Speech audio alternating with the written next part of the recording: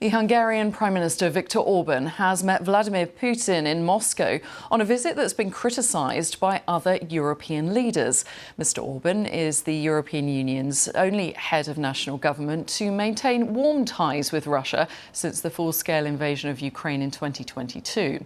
Speaking alongside Mr. Putin, he said Hungary viewed its sixth-month presidency of the EU as a peace mission for Ukraine and that his visit was a step to restoring dialogue. But the EU Foreign Policy Chief has said Mr. Orban has no mandate to represent the bloc. Well, for more, here's our Russia editor Steve Rosenberg with the latest. This was quite extraordinary. Just a few days after his country had assumed the rotating presidency of the EU, Hungary's Prime Minister Viktor Orban flew to Moscow without his EU hat on for surprise talks with President Putin about the war in Ukraine, sparking consternation in the European Union. So the president of the European Commission basically called this appeasement. And the EU's foreign policy chief said that Mr. Orban had no mandate from the European Council to come to Moscow. Well, Viktor Orban didn't seem to care. He said that this was the second part of a peace mission. He'd been in Kiev earlier in the week for talks with President Zelensky.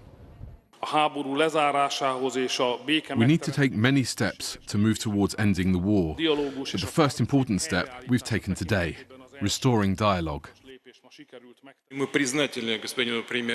We're grateful to the Prime Minister for coming to Moscow. We see this as an attempt to restore dialogue and move it on. Well, once the Putin-Orban talks were over, we managed to get some reaction from the Hungarian Foreign Minister. Very strong words from Brussels. Appeasement, you're accused of. Okay, so once again, we are a sovereign country, and without dialogue, without discussion, without channels of communication to be kept open, there will be no solution. Last 2.5 years have made this very clear.